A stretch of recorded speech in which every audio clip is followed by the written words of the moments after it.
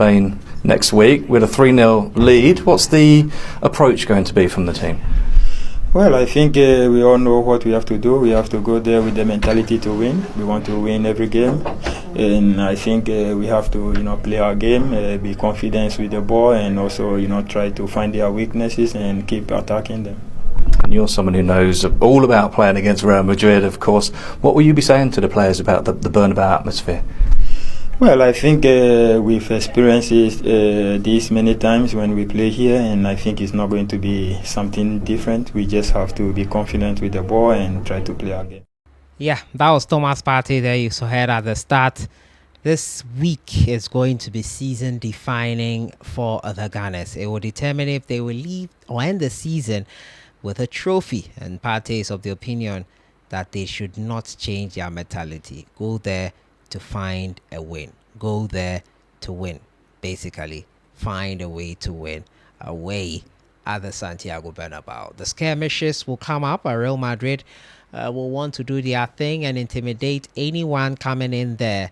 But the Gunners have to stay focused and get the job done. Welcome back to the channel.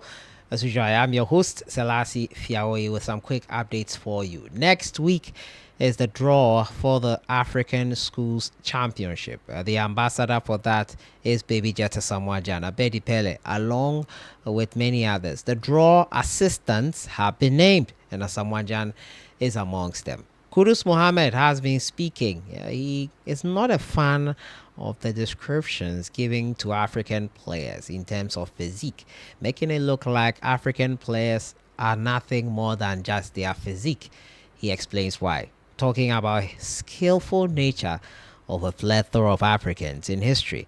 We're also going to touch on some performances of Ghanaian players and this week, what to look forward to. Subscribe if you haven't. Click on that notification bell to get more updates. We'll give a couple of shout outs from our last video.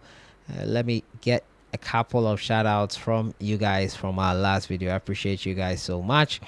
Nash Bullet 213, thank you so much for your comment. Peter Ahen, appreciate your comment. Kofi Ano, thank you so much for your comment.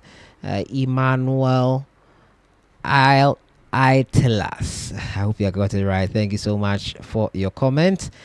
Believe 6407, I appreciate your comment. And Abdul Rahman Hussein, I appreciate your comment from our last video. We'll start off from the CAF Schools Championship.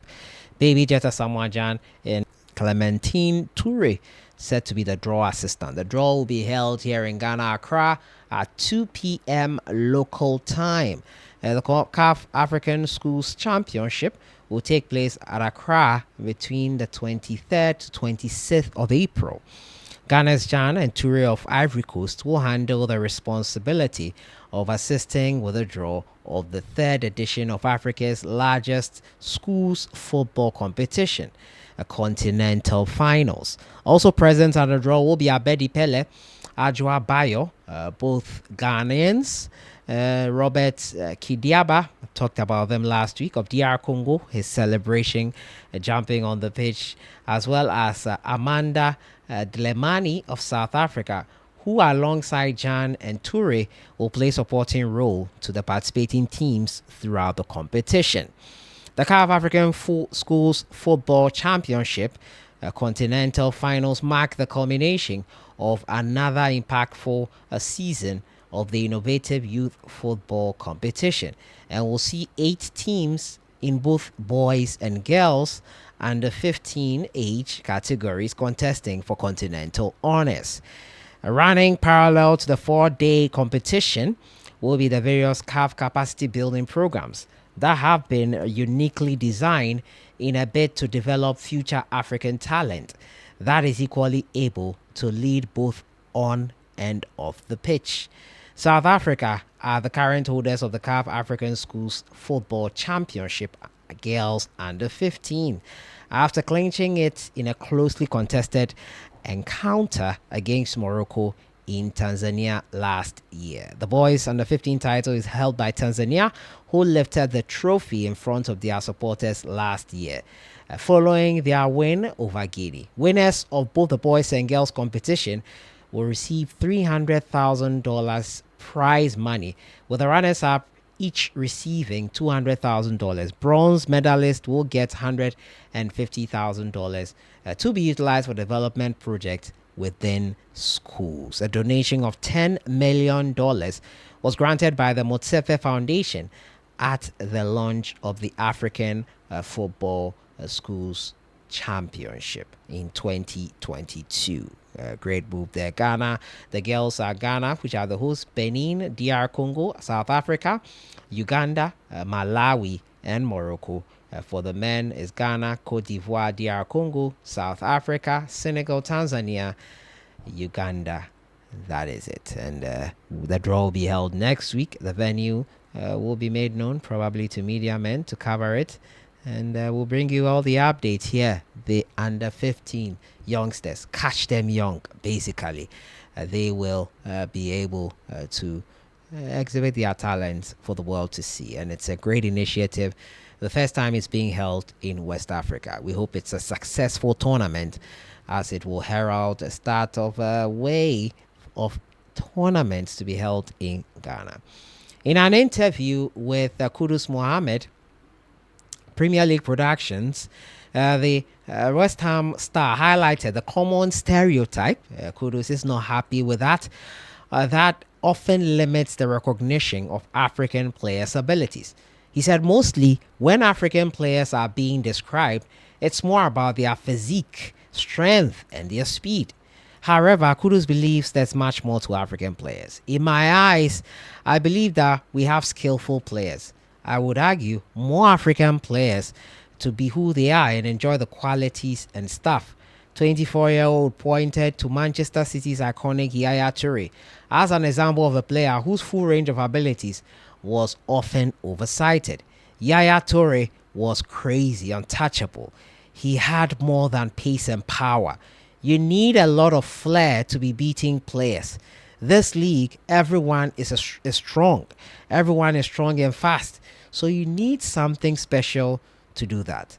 After a standout performance last season, challenges have been aplenty this season, and Kudus has just scored 4 goals. West Ham United have also been struggling, and I think it's right to point out that we are more than just players with strength and speed. We are more than that. African players have a whole skill set that the stereotype doesn't allow it to be recognized. The stereotype of African players being strong, bulky, strong, physique, fast, that's all.